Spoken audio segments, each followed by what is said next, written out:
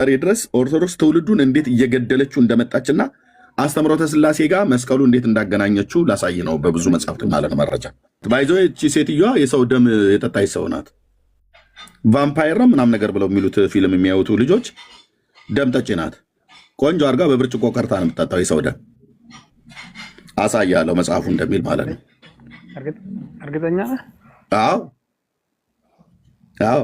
የት ጋር ነው እንደዛ? ቆንጆ አሳያለሁ በደንብ ቆንጆ አድርጋ ቀርታ ተቀምጦላት እና ጣዋት ጣዋት እየተነሳ እሱን ተጠጣለች። ማ ንግስት እሌኒ የቆስጠንጢኖስ እናት በእኛ በኢትዮጵያ አማርኛ ጭራቅ ነች ማለት ነው። በነጮቹ አፍ ቫምፓየር ብለው የሚሏት ማለት ነው። ደግነቱ ሴትዮዋ በዚህ ዘመን የለችም። እኛንም ልጠጣን ትችል ነበር። መቼም ጌታ ኢየሱስ አሳልፎ በእጁ አይሰጠንም እንጂ። ኦኬ እንዲህ አይነት ክፉ ምክር መክሯት ከእሷ ሄደ ይላል። እኔ አሁን መቼም ላትመልስልኝ ይችላል፣ ግን መልስልኝ ብዬ አላስጨንቀህም። ወደ መስቀሉ ነገር እንመለሳለን ማለት ነው። ትውልድን አሰቃይቶ እግዚአብሔር መልአክን ከላከ ሎኬሽን ያሳያል። ሎኬሽን ያሳያል እግዚአብሔር ማለት ነው። ያመለክታል። በዚህ ቦታ ላይ እንደዚህና እንደዛ አድርጉ ብሎ ያመለክታል ማለት ነው። ለሌሎችም አባቶች ልክ እንደዚሁ ሆኗል።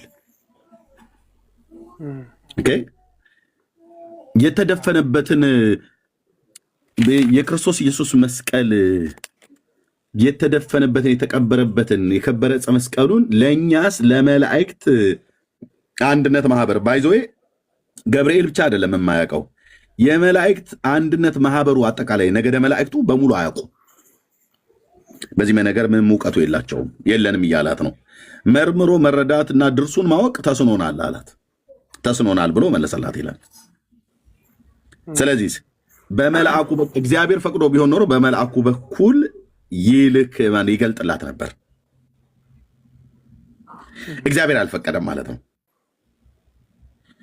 የኢትዮጵያ ኦርቶዶክስ ቤተክርስቲያን እንጨት ህዝቡ እንጨት እንዲያመልክ ለክርስቶስም ለአብ ለወልድ ለመንፈስ ቅዱስም ለእንጨቱም ለማርያምም እንድንሰግድ ለአብ ለወልድ ለመንፈስ ቅዱስም ለእንጨቱም ለማርያምም እንድንዘምር ለአብ ለወልድ ለመንፈስ ቅዱስም ባይዞ የዘላለም ሕይወት በአብ በወልድ ለመንፈስ ቅዱስም በማመን በማርያምም በማመን በመስቀሉም በማመን የዘላለም ሕይወት አለ ብላ ትላለች።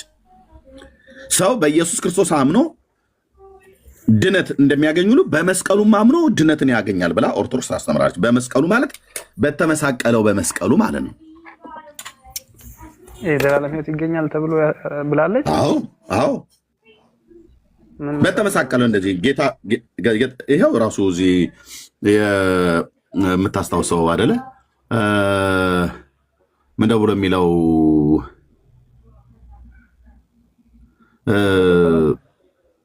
የዘወትር ጸሎት ላይ መስቀል ኃይለ መስቀል ጽንዕነ መስቀል ቤዛነ ብሎ የሚለው መስቀል መድኃኒተ ነፍስነ።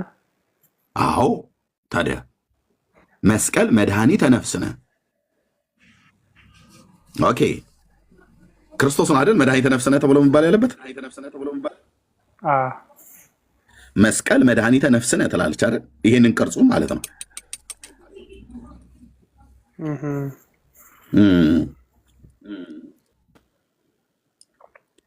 እግዚአብሔር ልጁን ነው አይደል መድኃኒት ቤዛ አድርጎ ወደዚህ ዓለም የላከው። በትክክል ስንት መድኃኒት ነው የሰጠን እግዚአብሔር የዘላለም ሕይወት እንድናገኝ? እርሱን ብቻ ልጅ መድኃኒት ክርስቶስ ጌታ በቤተልሔም ተወልዶላችኋል ነው አይደል ያለን መልአኩ። ስንት ቤዛ ነው የሰጠን? አንድ ብቻ። አሃዱ እግዚአብሔር ወአሃዱ ህሩይ ማእከለ እግዚአብሔር ወሰብ ኢየሱስ ክርስቶስ ዘኮነ ሰብአ ዘመጦ ርእሶ ቤዛ ኩሉ ይላል አለ ጳውሎስ። ዘመጦ ርእሶ ቤዛ ኩሉ ነፍሱን ስለ ብዙዎች ቤዛ ሰጠ ይላል አይደል? ስንት ቤዛ ነው ያለን? አንድ ብቻ። ስንት መድኃኒት ነው የሰጠን? አንድ ብቻ። ኦርቶዶክስ ታዲያ ጌታ የተሰቀለበትን ቅርጽ ማለት ነው ለምንድን ነው ይህንን መስቀሉን ጌታ የተሰቀለበትን ዕፀ መስቀሉን ቤዛ ዕፀ መስቀሉን መድኃኒት ብላ የምትለው? የተሰቀለው ጌታ እንጂ መድኃኒታችን የተሰቀለበት እንጨት መድኃኒታችን ነው ብሎ የትኛው ሐዋርያ ሰበከ? የትኛው ነብይስ ተነበየ? የትኛውስ የመላእክት ማህበር ሰበኩ?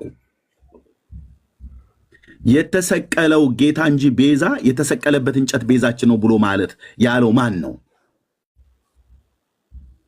አያው ቤተክርስቲያኒቱ ከዘወትር መጽሐፍቷ ጀምሮ መስቀል ኃይልነ፣ መስቀል ቤዛነ፣ መስቀል መድኃኒተ ነፍስነ ትላለች። ኦኬ ኃይል መስቀል ኃይላችን ነው አይደል ያለችው? ኃይላችንም መስቀል ነው አይደል የምትለው ኦርቶዶክስ? መስቀል ኃይላችን ነው ብላ ስትል ይሄን ቅርጹን ነው አይደል? በነገራችን ላይ እዚህ ጋር ግን ለምን እንደፈልጎ እንደሆነ ባይገባኝም ግን መስቀል ኃይልነ፣ መስቀል ስነ፣ መስቀል ቤዛነ፣ መስቀል መድኃኒተ ነፍስነ አይሁድ ኪዱ ለአመን በኃይለ መስቀሉ ድህነ ብላ ትላለች። በኃይለ መስቀሉ ነው የዳኑ ወይስ በኃይለ መስቀሉ ነው የዳኑ ወይስ በማን የዳኑ? አይ ትንሽ ኮንፊውዥን አለው ታውቃለህ። ራይት ብራዘር በመስቀሉ ኃይል ደነናል አለች። እኛ በመስቀሉ ኃይል አይደለም የዳኑ። እኛ የዳን ነው በእግዚአብሔር ልጅ በኢየሱስ ክርስቶስ በመስቀሉ ላይ በሞተው ጌታ ነው። ቤተክርስቲያኒቱ መስቀል ኃይላችን ነው፣ ኃይላችንም መስቀል ነው ትላለች። ምኑ ነው ብለን ስንላት የተሰቀለበት ወከአብን አስተበቆ ለዕፀ ቅዱስ መስቀል ብላ የምትለው ማለት ነው። የተመሳቀለው መስቀሉ እንጨቱ ማለት ነው። ኦኬ ጳውሎስ ግን ኃይልን በሚሰጠኝ በመስቀሉ ነው ያለው ወይስ በክርስቶስ ነው ሁሉን እችላለሁ ብሎ ያለው? በክርስቶስ። የቤተ ክርስቲያን ኃይሏ የኃይል ምንጯ ማን ነው? ክርስቶስ ወይስ ክርስቶስ የተሰቀለበት ሮማውያን ወንጀለኛ ለመቅጣት ብለው ያዘጋጁት እንጨት ነው የኃይል ምንጩ?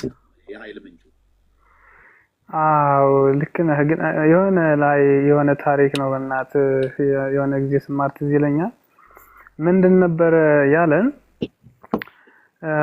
ይህ ክርስቶስ የተሰቀለበት መስቀል ከኤደን ገነት የነበረ አስቀድሞ ድሮ ክርስቶስ እንዲሰቀልበት የታሰበ ነገር ግን ከዛ የወረደ ምናምን የሚል የሆነ ትምህርት ሰምቼ ነበር በእናት መሰለኝ። እና ያ መስቀል ምንድነው እሱ እንዲሰቀልበት ለዘላለም ነው በኤደን ገነት የነበረ ያ እንጨት እሱ ደግሞ ወደ ምድር ሲመጣ እሱ ይሰቀልበት ዘንድ ልክ በቃ ይሄ ምንድነው ፕሮግራም ተደርጎ እንደነበረ ምናምን የሚል ታሪክ የሆነ አንድ መምህር አስተምሮኛል። ብቻ የሆነ ሰዓት ላይ አመንከው መምህሩ? አይ በወቅቱ እንትን ብዬ ነበረ አንደርስታንድ ምናምን አድርጌ ነበረ። ግን አሁን ትንሽ ኮንፊውዥን አለው። ያ እንጨት ከመንግስተ ሰማያት የወረደው በአስማት እንደሆነ ታውቃለህ? በጥንቆላ ያ ክርስቶስ የተሰቀለበት ዕፀ መስቀሉ ከሰማይ የወረደው በጥንቆላ በአስማት በመተት እንደሆነ ታውቃለህ? ኧረ እንዴት ይሆናል? በእውነት እንዴ ሊሆን አይችልም። በተአምር እንየው አይደል? እስኪ አንባ እንኮምኩመው። በጥንቆላና በመተት በአስማት ነው እንጨቱ ወደዚህ ምድር የመጣው። ታሪኩ እንዲህ ነው። እስክንድር የሚባለውን የግሪኩን ንጉስ ታውቀዋለህ አይደል? ሰለሞን የሚባለው ደግሞ የእስራኤል ንጉስ ታውቃለህ? የዳዊት ልጅ ቀድሞ አውቃለሁ። ሰለሞን አጋንንቶችን እየሳበ መተትና ጥንቆላ እንደሚያደርግ ኦርቶዶክስ እንደምታስተምር ታውቃለህ? ሶሎሞን ያደርግ ነበር እንደዛ? ኦርቶዶክስ ነች ያለችው እንጂ ንጉሱ ሰለሞን እንደዚህ አይነት ነገር አላደረገም። ግን ኦርቶዶክስ ነች ያለችው። አሁን ጣጣ ያመጣችው ኦርቶዶክስ ናት። ሰለሞን ጥንቆላ አስማት እያደረገ በነገራችን ላይ እሱ ነገር ሂድን ነው። በጣም መጽሐፉን በጥቂት ሰዎች ላይ ነው ያለ እና አክሰስ ኢንፎርሜሽኑ በጣም አክሰሲብል አይደለም። በጣም ጥቂት በሆኑ በጣም በሚቆጠሩ ሰዎች ነው መጽሐፉ ያለ እና እንደዚህ አይነት ጥበብ ምናምን ከዛ የመጣ ነውና የሱ ጥበብ ነው ምናምን እያሉ የሚጠቀሙ ሰዎች አሉ። እና ያ መጽሐፍ በይሄ ጀነሬሽን ቱ ጀነሬሽን ኢንሄሪትድ እየተደረገ የሚመጣ ነገር አለ እና ያ ኢንፎርሜሽን እኔ አይቼው አላውቅም። እና እዛ ጋር የሶሎሞንን እንደዚህ አይነት ፕራክቲሶች ምናምን ሲያደርግ እንደነበረ የሚለው ኢንፎርሜሽን የለኝም። በእርግጥ እኔ መጽሐፍ ቅዱስ ያለውን የሶሎሞን ታሪክ ይሄ ጥበበ ሰሎሞን ምሳሌዎችን እና ሌሎችን መክብባትን ነው የማውቀው። እና ሰለሞን ቤተ መቅደስ ሰርቶ ነበር አይደል? ለጌታ ቤተ መቅደስ ሰርቶ ነበር አይደል? አዎ ሰርቷል። ሲሰራ በሰዎች ነው ያሰራው ወይስ በምንድን ነው ያሰራው? በአጋንንቶች ነው ያሰራው። ኧረ ይሄ ኢምፖሲብል ነው። አጋንንቶች ናቸው ያሰሩት። ሰለሞን በአጋንንቶች ነው የእግዚአብሔርን ቤተ መቅደስ ያሰራው ብላ ትላለች ኦርቶዶክስ። ኧረ ይሄ ተው በመድኃኒዓለም እዚህ ቤት ጥሩ መረጃ የሚመዘዝበት ቤት ነው የመጣኸው። ሕማማተ መስቀል እንሂዳል እንዴ? በመድኃኒዓለም ተውማ የሚባል ነገር የለም። እናወጋለን ቀስ ብለን ሰው የሚተኛ የሚሄድ ስለ እስክንድሩ ንጉስ እዚሁ ድርሳነ መስቀል ላይ እና ሕማማተ መስቀል ላይ ማለት ነው። ሕማማተ መስቀል አለ፣ ድርሳነ መስቀል ደግሞ ዘወርሃ መስከረም ላይ እናየዋለን። ይህኑ ክፍል ማለት ነው። እግዚአብሔር እንደታረቀው እስክንድር ታሪኩ እዚህ ስለ እስክንድር ንጉስ ነው የሚናገረው። ምንድን ነበር መጽሐፉ? ሕማማተ መስቀል። ለምሳሌ ጌታችን ወጸፈሩ ሐራ አክሊለ ዘሶክ ዋሰቀጽሎ ዲበ ርእሱ እንዲል ካለ በኋላ አክሊለ ሶሁም ይላል። የሾህ አክሊሉ ማለት ነው።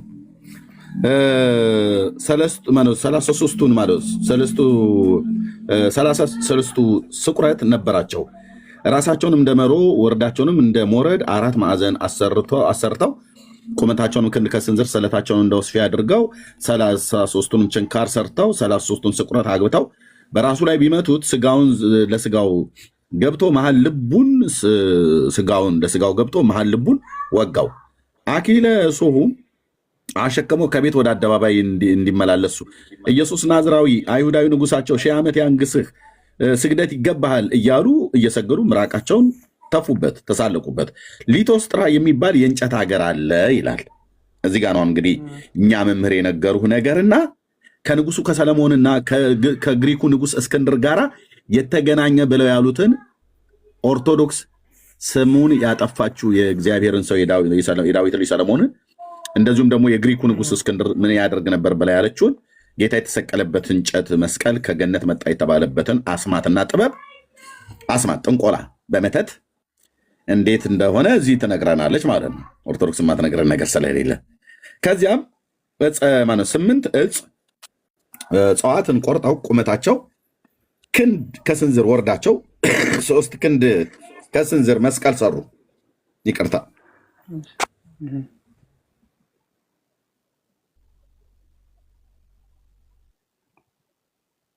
እሺ ሰሩ። እጽዋትም 4 ዕፀ በለስ፣ 5 ዕፀ ዘይት፣ 6 ዕፀ ወይራ፣ 7 ዕፀ ስርናይ፣ 8 ዕፀ ከርካ ናቸው።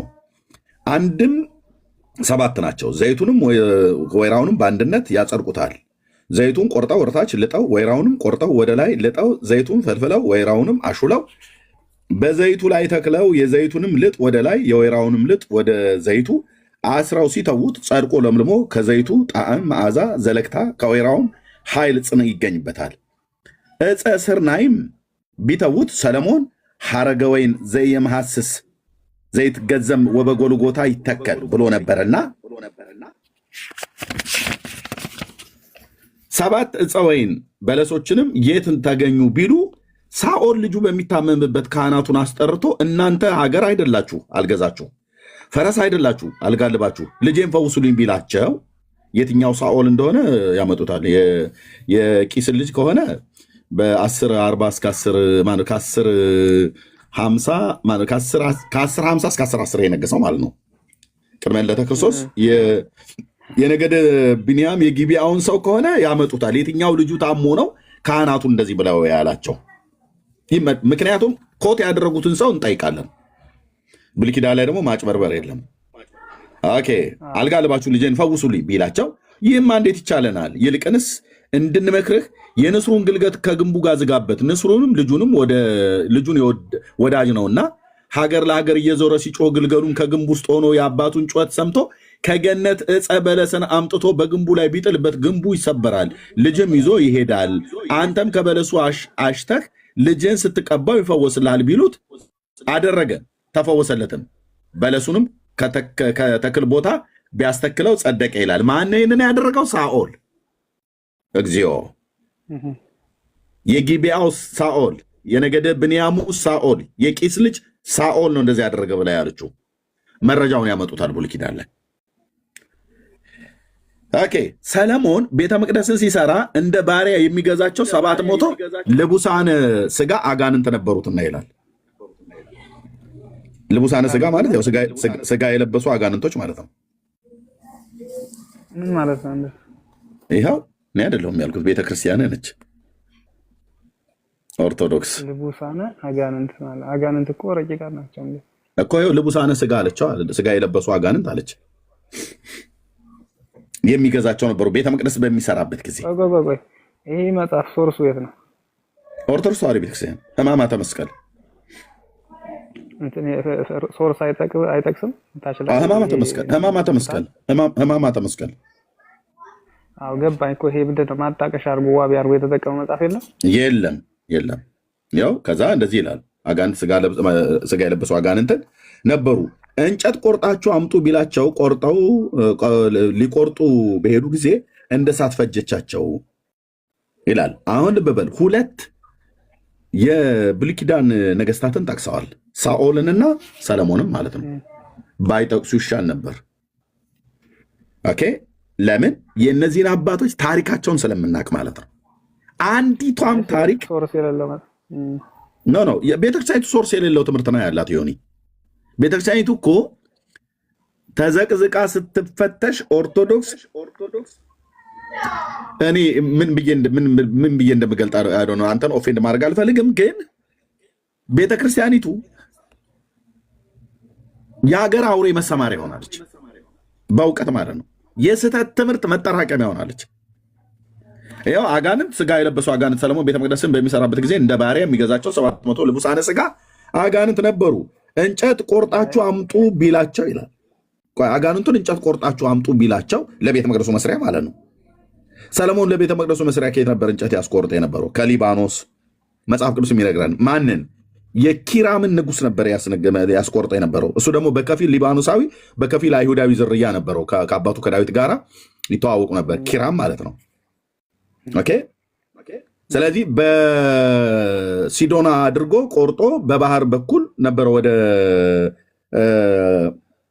በምንድነው በሜዲትራኒያን ባህር ላይ ጭኖ እስከ ኢዮጴ ድረስ ያመጣለት የነበረው ማለት ነው። የአሁኗ ቴል አቪቭ፣ አንዳንዴም እስከ ቂሳሪያ ድረስ ያመጣለት ነበረ። በሜዲትራኒያን ባህር ዳርቻ ላይ የተተከኑ የጥንት ከተሞች ናቸው ቂሳሪያ፣ እሱ ማለት ነው። ወይ ደግሞ እዛ እንኳን አኮ የተባለው እንኳን በጣም ሩቅ ነው፣ ለነገደ አሴር የተሰጠው ርስት ላይ ነው። ግን እስከ ኢዮጴ ድረስ ያመጣለት ነበር መጽሐፉ ነቢል ማለት ነው። የባህሩን ዳርቻ ተጠግነው ቆርጦ ከሊባኖስ ያመጣለት ነበር። ማን? ኪራም። ሲዶናውያን ናቸው እንጨት በመቁረጥ ብርቱ ሙያ ያላቸው ብሎ ሰለሞን ተናግሯል በአንደኛ ነገሥት መጽሐፍ ምዕራፍ 5 ላይ ማለት ነው። እንደ ሲዶናውያን እንጨት ቆራጭ ባለሙያ የለምና እኔ ከዚህ ዘይቱንና እህሉን እሰፍርልሃለሁ፣ አንተም በሲዶናውያኑ እንጨት አስቆርጠ እንጨቱን ላክልኝ ብሎ አለው ነው የሚለው መጽሐፍ ቅዱስ ማለት ነው። የሊባኖስን ዝግባ አስታውና ጥዱን ባርሰነቱን ከዛ እያስቆረጠ ያመጣው ሰለሞንን ከኪራም ንጉስ ከሊባኖስ ነው። በሊባኖስ ዝግባ ነው የተሰራው። ባይዞ የጌታ ቤት ጥድና ወይራም እንጨትም ከዛ ነው የመጣው። ቆራጮቹ እነማን ናቸው? ሲዶናውያን ናቸው።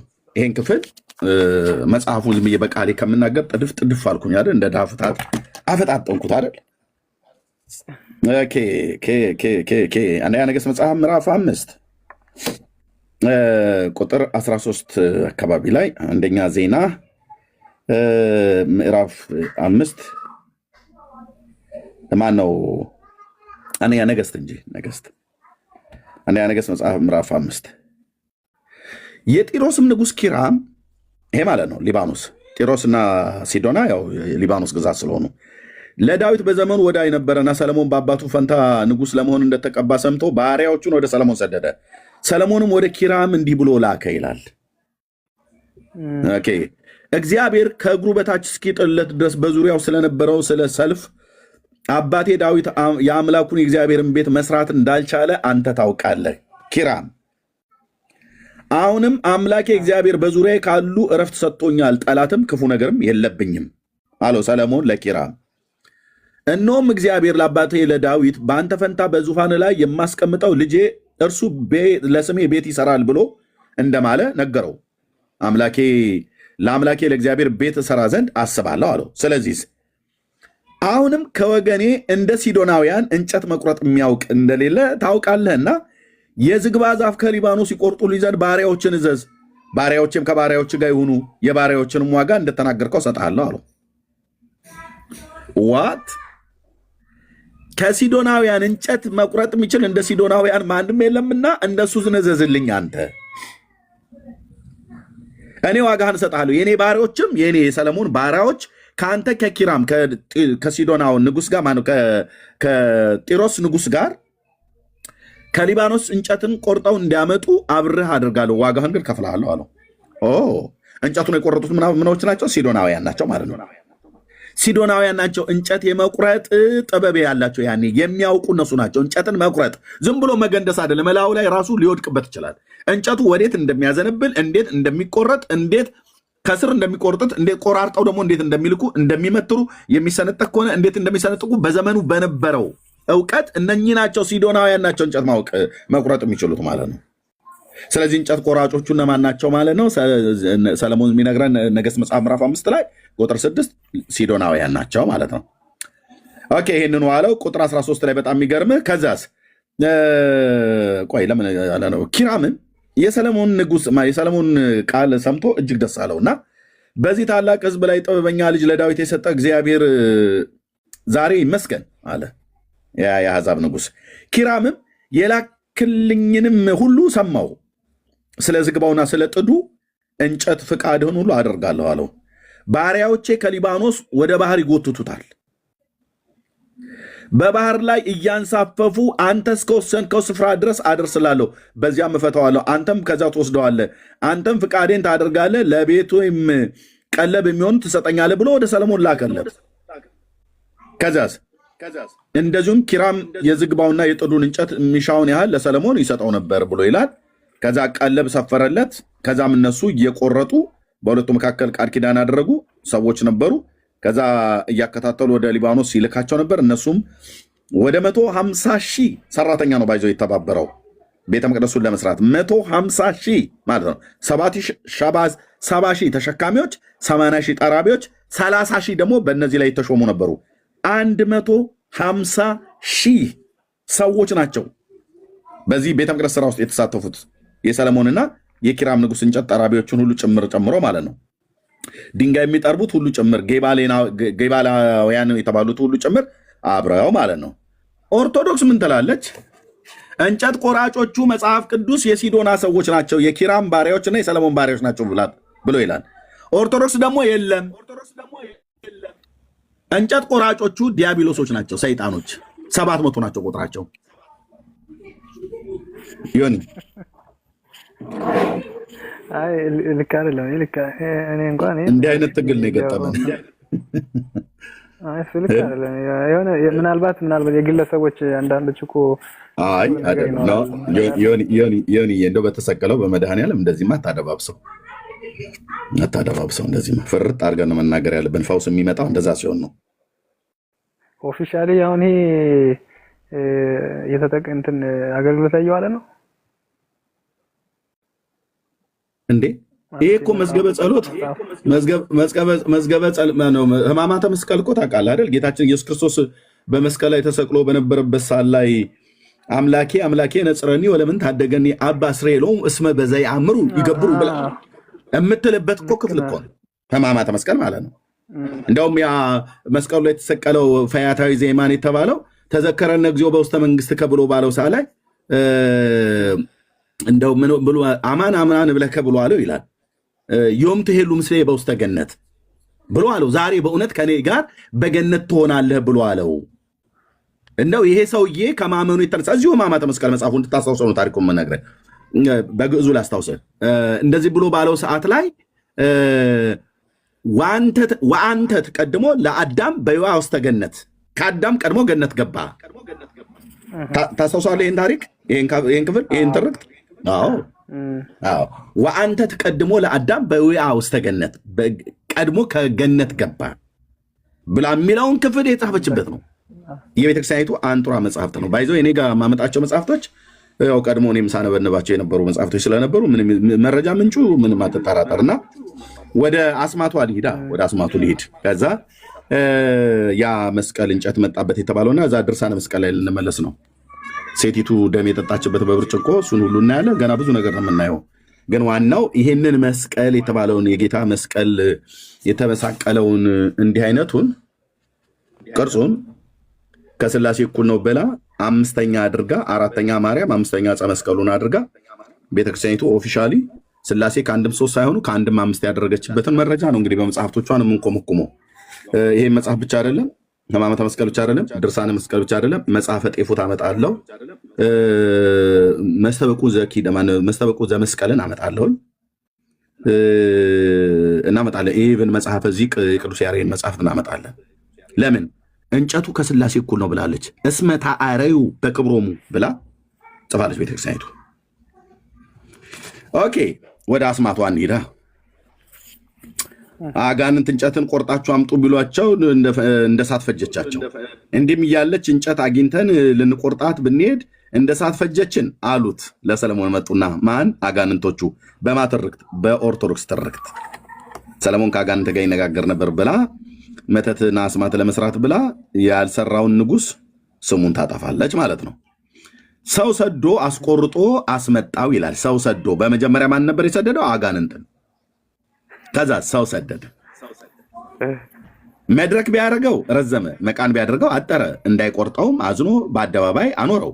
የኢትዮጵያ ንግሥት ማክዳ የምትባል ዘንዶ ስታስገድል ደሙ ቢነካት፣ ያው ሆረት ንግሥት አዜብ ከመጥራዩ ጠዩ ለሰሎሞን እንደተባለ ማለት ነው።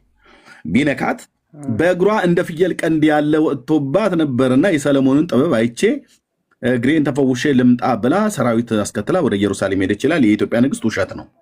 የኢትዮጵያ ንግሥት አይደለችም። ባይዘው ይሄን ደኬ አይደለች። በፍጹም ይላል የሀገሬ ሰው። በፍጹም አይደለችም። ታሪክ አዋቂ ነኝ ብሎ ያለ ሰው ይምጣና ጂኦግራፊውን ሁሉ በደንብ ፍትፍት አድርገን ኤንሸንት ማፕ ላይ እናያለን ማለት ነው። እቺ ሴት ከየት እንደሄደች ከደቡብ አረቢያ የሄደች ሴት ናት። እኛ ጋር ሁሉ ኢትዮጵያ ነው። እሺ የሰለሞን ጥበብ አይቼ ሰምቼ እግሬን ተፈውሼ ልምጣ ብትል ሰራዊት አስከትላ ኢየሩሳሌም ሄደች። ይኸው ወሆረት ንግሥት አዜብ ከመጥራዩ ጠዩ ለሰሎሞን እንዲል አለ። ማን ነው የሚለው? ዋቢ አድርገው የጠቀሱት ማን ነው? የቤተ ክርስቲያን ሊቅ የተባለው የአባ ጊዮርጊስ ዘጋስጫን ድርሰት ማለት ነው። የወለውን ሰውዬ ከአደባባዩ ድንኳን አስተክላ ስትኖር የንጉሱ ባለሟል ንገርልኝ አለችው። እርሱም የእግሯን መዘርዘር የመልኳን ማማር አይቶ ጃን ሆይ ሰለሞን እንደዚህ ነበር ይጠራ የነበረው። ወይ ኦርቶዶክስ ትቀልዳለች ስልህ በመድኃኔዓለም በጣም ቆንጅዬ ቀልድ ነው የምትቀልደው። ጃን ሆይ ሲሉ አይሁዳውያን ይታይ ጃን ሆይ አንተ ጋር የማይመጣ የለም አሉት። መልኳ ያማረ እግሯ እንደ ፍየል ቀንድ የዞረ ሴት መጣለች። አይ ቆይ እንጂ ልጨርሰው እንዴ። ይሄ እኮ ህዝባችን እኮ ቆሞ የሚደግመው የሚያነባው ነው ወንድም ማለት ይሁንዬ። እንደዚህማ እንትን አትልም እንዴ። ፈኒ ነገር ከሆነብህ ይሄ እኮ 60 ሚሊዮን ህዝብ ቆሞ እኮ በረከቶት ይድረሰኝ ጽቡራኪው ትድረሰኝ ብሎ የሚለው እኮ መጽሐፍ እኮ ነው። አንተ ጋር የማይመጣ የለም አሉት ባሪዎቹ ሰለሞን። መልኳ ያማረ እግሯ እንደ ፍየል ቀንድ የዞረ ሴት መታለች አለው። ይህ ባይገኝባት ትቀጣለህ፣ እስኪ ጥራት ብሎ ስትገባ ከአደባባዩ የወደቀው እንጨት ስትራመድ ቢነካት በእግሯ የነበረው ወደቀላት። ለገረዷ ይህንን ያዡ ብላ ገባች። ሰለሞንም ምን ብለህ ነበር? ንሳ ባለው ጥራ ብሎ ቢቆጣ ጃን ሆይ አዎ ነበረብኝ አለችው። ሰለሞን ጃን ሆይ እየተባለ የሚጠራው አስቂ የሚያደርገው እዚህ ጋር ነው። በተረት ሶርሱን እስኪ ለማየት ሞክራለሁ። ቆይ ግድ የለም ታሳየዋለህ። ሶርሱ እዚሁ ታውቀዋለህ። ከደጅ የወደቀው እንጨት ቢነካኝ ወደቀልኝ፣ አሁንስ እንዲህ ያለውን ይጥለዋልን ብላ እሷ 1 ብር ለሰለሞን 1 ብር በ2 ብር ለበጡት። ሰለሞንም በኋላ የነገሱት 28 ነገስታት ናቸው። ከሰለሞን በኋላ የነገሱት ስንት ናቸው ይላል? 28። መድኃኔ ዓለም ክርስቶስ ከሰለሞን በኋላ የነገሱት 28 ናቸው አለ። እስከ መቼ ድረስ? ከሰለሞን በኋላ ከሰለሞን በኋላ የነገሱ በእስራኤል ላይ ከሰለሞን እስከ ኪንግ ጆዛያ ማለት ኢዮስያስ ማለት ነው። በ640 ላይ ነው የነገሰው ጆዛያ። ኦኬ ከ640 እስከ 608 አካባቢ ማለት ነው። ኦኬ እሱ 17ኛ ነው ማለት 15ኛ ነው 15ኛ ይመስለኛል። 15 ማለት ነው 15 የ320 ዓመት ዘመን ርቀት ነው ያለው በሰለሞንና በኢዮስያስ መካከል። እኔ እዚህ ይሄን ውሸት ውሸት እንዴት እንደሚቀፍ ከሰለሞን በኋላ የነገሱ 28 ናቸው ይላል። ኦኬ እስከ ኢዮስያስ 15 ናቸው። ከኢዮስያስ ቀጥሎ ዮአኪን፣ ሴዴቅያስ ነግሰዋል። 3 ነገስታት ማለት ነው፣ የኢዮስያስ ልጆች ማለት ነው። በድምሩ አጠቃላይ 18 ወይ እስከዚህ ናቸው። ከንጉሥ ሰለሞን ከ970 እስከ 586 ቅድመ ልደተ ክርስቶስ የነገሱ የነገስታት ቁጥራቸው በዳዊት ዙፋን ላይ ሰለሞንን ተክተው ሰለሞን ሲሞት ሮብዓም ሲሞት አብያ ሲሞት አሳ እያሉ የነገሱ ነገስታት ቁጥራቸው 18 ነው 19 ቢሆኑ ነው ልንቆጥር እንችላለን። አሁን 970ን የምጠራው ሰለሞን የነገሰበት እስከ 930 ማለት ነው። 586ን የምጠራው ናቡከደነጾር በመጨረሻ መጥቶ 2 ጊዜ ነው የመጣው። በኢዮአቄም ዘመን መጥቷል። በኢዮአቄም ዘመን በኢዮአቄም ዘመን መጥቷል። ዮአኪን የተባለው ልጁ እነ ሕዝቅኤል እነ ዳንኤል የተማረኩበት ዘመን 2 ጊዜ ነው የመጣው ወደ ባቢሎን ወደ ኢየሩሳሌም። የመጨረሻው ግን ቤተ መቅደሱ ቴምፕሉ የፈረሰበት 586 ነው። ኦኬ ምን እንደምታወራው ኤርሚያስ 18 ነገስታት ወይ 19 ነገስታት ናቸው። እዚህም ትላለች ኦርቶዶክስ ማንም ጠያቂ የለማ ከሰለሞን በኋላ የነገሱትም 18 ናቸው አለች። በዘመናቸው አንዳንድ ክንድ ታምር እየሰራላቸው አንዳንድ ብር እየለብጡበት ነበር። ውሸት። አንድ እንጨት ላይ እንደዛ የለበጠ የለም። የይሁዳ ነገስታት አንድም ለብጠው ይህንን እርጉም ማነው በ30 ብር ለብጠው ይህንን የነካ እርጉም ይሁን ብለው ከቤተ መቅደስ አኖሩት። ጌታችን የተሸጠ ዕለት አይሁዳውያን ቀርፈው ለይሁዳ ግምቱን ሰጡት። የእርግመቱም በይሁዳ ላይ ደረሰ ብሎ ካለ በኋላ አንድም ሰለሞን ጠላት ተነስቶበት ዘመቻ ሲሄድ አዋፍትን ሁሉ በጥበቡ ይገዛቸው ነበር ይላል። አንደኛ አጋንንትን ይገዛ ነበር አለች። ሁለተኛ ደግሞ አዋፍትን ይገዛል አለች። ፀሐይ እንዳይመታው በክንፎቻው ይጋርዱለት ነበር። አንድም ስንዝር አንድ ንስር አሁን ይኸውልህ አንድ ንስር አልገዛ ብሎ አዋፍት ሁሉ ሲገዙለት ለሰለሞን አንድ ንስር የሚበርር አሞራ ንስር የተባለው አልገዛም አለ ለሰለሞን። አልገዛም ብሎ ሄደ። ሰለሞንም የንስሩን ግልገል ከግንብ ውስጥ ዘጋበት። አባትየውም ንስሩን ከገነት ዕፀ በለስን አምጥቶ ከግንቡ ላይ ቢጥልበት ግንቡ ተናደ። ልጁም ይዞ ሄደ። ሁለተኛም ከዚያ በኋላ በሀገረ ሎጥ የነበሩ ሰዎች ጎን እየቀደዱ ጥርስ እያወለቁ ያወስቡ ነበር። ሰለሞን ንስሩ አልገዛ ብሎ ሲለው፣ ንስሩ አሞራ ለሰለሞን አልገዛ ብሎ ሲለው ሌሎች አዋፍቶች በክንፋቸው ይጋርዱት ነበር ፀሐይ እንዳይመታው። ይህንን ሁሉ ኦርቶዶክስ አደረገ ብላ የምትለው በጥንቆላው በአስማቱ ነው ብላ ትላለች። የእግዚአብሔርን ሰው ማለት ነው።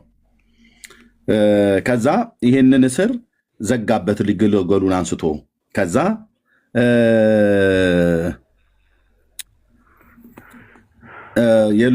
የሰዶም ሰዎች ጎን እየቀደዱ ያወስቡ ነበር ብሎ ይላል።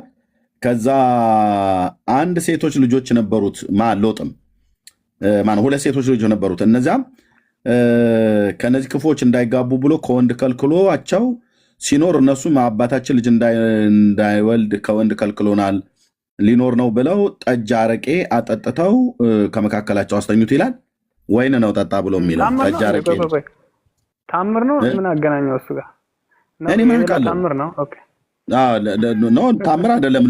ሎጥ ጠጅና አረቄ አልጠጣም የወይን ጠጅ አጠጥተው ነው ብሎ የሚሉት ደግሞ ከሱ የወለዱትም ማለት ነው። ከዛ በግብረ ስጋ ቢገናኛቸው ሁለቱ ጸነሱ። ሎጥም አብርሃም ሄደ እንደዚህ ያለ መከራ ደርሶብኛል አግኝቶኛል ምከረኝ ብሎ በለሱን ቆርጠው በእሳት አክስለው ተክለህ አልቅስበት አለው። ሎጥ ልጅ ከልጆቹ ልጆችን በወለደ ጊዜ ወደ አብርሃም ሄዶ እንዲህ ያለ መከራ አግኝቶኛልና ምከረኝ አለው አብርሃምን። አብርሃምም ቢመክረው ምን አለው? በለሱን ቆርጠህ በእሳት አክስለህ ተክለህ አልቅስበት አለው። የአብርሃም ምክር ዋት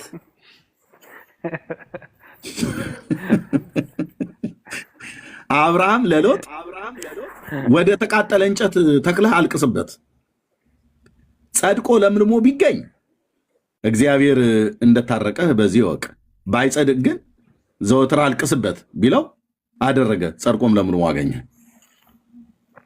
ጣዖት አምልኮ አብርሃም ለሎጥ አስተማረው ብላስትል ማለት ነው። ከዛስ እግዚአብሔር እንደታረቀው አወቀ። ሶስተኛ ይላል ሶስተኛ የግሪኩ ንጉስ መጣ። ያ ድምፅ የሆነ የከፈትከው ነገር አለ ከኋላ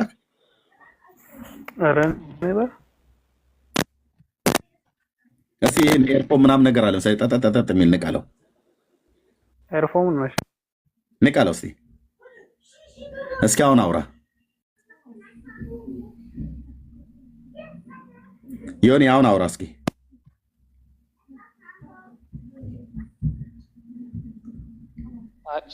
ፕሮብለሙ እኔ ጋር አይደለም ያለ፣ በቃ አንተ ጋር ነው። ይኸው አሁን ስትነቅለው ጸጥ አለ።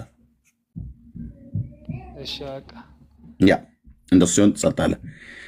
ከዛ ይኸው እግዚአብሔር እንደታረቀው በዚህ አወቀ ይላል።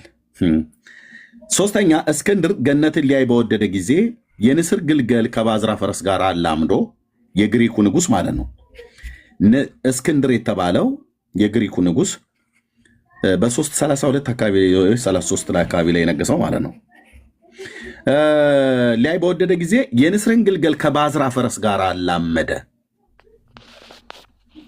ሴቲቱም እንደርሷ 4 እግር እንዳባቱ 2 ክንፍ ያለው ንስር ብትወልድ በስጋ አሳደገው ይላል። ዮኒ ንስር አሞራ ነው አይደል?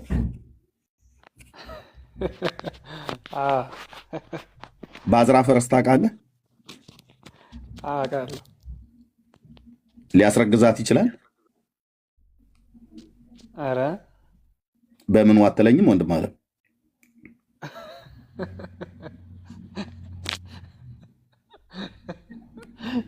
ገባሮ ቆንጅዬ የተከሸነ የኦርቶዶክስ ተረት ማለት ነው።